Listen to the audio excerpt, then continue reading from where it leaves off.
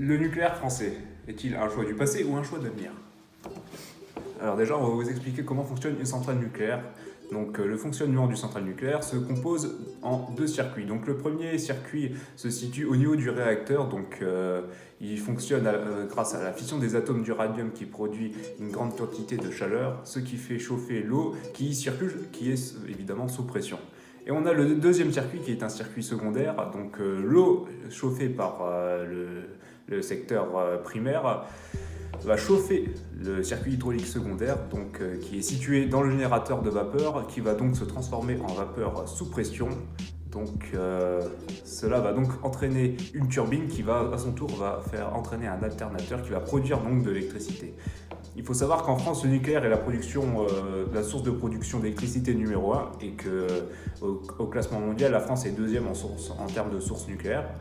Et il faut savoir aussi que la durée de vie d'une centrale nucléaire est de 40 ans. La fission nucléaire. La fission nucléaire consiste à projeter un neutron sur un atome lourd instable uranium-235 ou plutonium-239.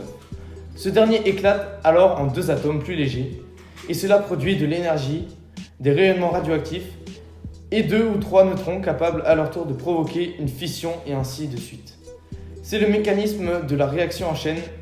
Aujourd'hui, c'est la fission qui est utilisée dans les centrales nucléaires de production d'électricité.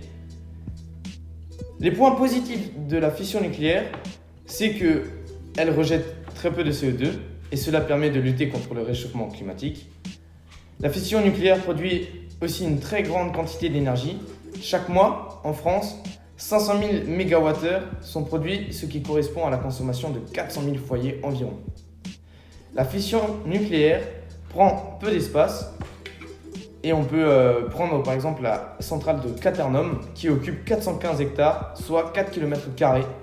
Or, un parc d'éoliennes nécessite 75 km². Les points négatifs de la fission nucléaire, c'est que ça nécessite beaucoup de surveillance et de sécurité. On peut se remémorer la catastrophe de Tchernobyl en 1986 en Ukraine, qui nous rappelle qu'il faut être vigilant, mais aussi la catastrophe nucléaire de Kyshtym en 1957 en Russie. Le stockage des déchets nucléaires est compliqué et coûteux en France. On stocke ces déchets dans des centres de stockage des déchets radioactifs définis dans l'Aube, le Gard et la Manche. Certains déchets sont radioactifs sur des milliers d'années. La fusion nucléaire. La fusion nucléaire consiste à rapprocher deux atomes d'hydrogène, c'est-à-dire deutérium et tritium, à des températures de plusieurs millions de degrés, comme au cœur des étoiles. Lorsque ces noyaux légers fusionnent, le noyau se retrouve dans un état instable et il tente alors de retrouver un état stable en éjectant un atome d'hélium et un neutron, et cela crée de l'énergie. Les points positifs de la fusion, c'est que ce n'est pas dangereux pour l'environnement, car ça rejette très peu de CO2. La fusion nucléaire peut assumer la production d'électricité d'un pays. La fusion nucléaire présente bien plus d'avantages que la fission, car on utilise des noyaux d'atomes dérivés de l'hydrogène, le deutérium et le tritium, pour les faire fusionner, et cela dégage d'énormes quantités d'énergie bien plus importantes que la fission nucléaire.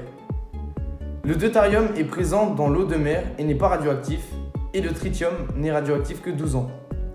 Les déchets rejetés sont faiblement radioactifs et peuvent être recyclés dans les 100 ans. Contrairement à la fission, la fusion nucléaire ne montre pas de réaction en chaîne, ni le processus s'arrête s'il y a un problème. L'ITR Tokamak est une machine expérimentale conçue pour démontrer la faisabilité scientifique et technique de l'énergie de fusion ITR sur la plus grande installation de ce type au monde, avec un rayon plasma de 6,2 mètres et un volume plasma de 840 m3. Les points négatifs. Les scientifiques prévoient de faire leur essai d'ici 2025 et le coût de cette installation vaudra 18,6 milliards d'euros. Les premières connexions commercialisables d'une machine de production de fusion à réseau électrique sont attendues autour de 2060.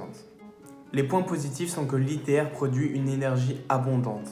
L'énergie libérée est 4 millions de fois supérieure à celle d'une réaction chimique comme la combustion du charbon, du gaz et du pétrole. Et 4 fois supérieure à une fission, c'est une source d'énergie inépuisable. Aucun déchet radioactif de haute activité à vie longue n'est produite.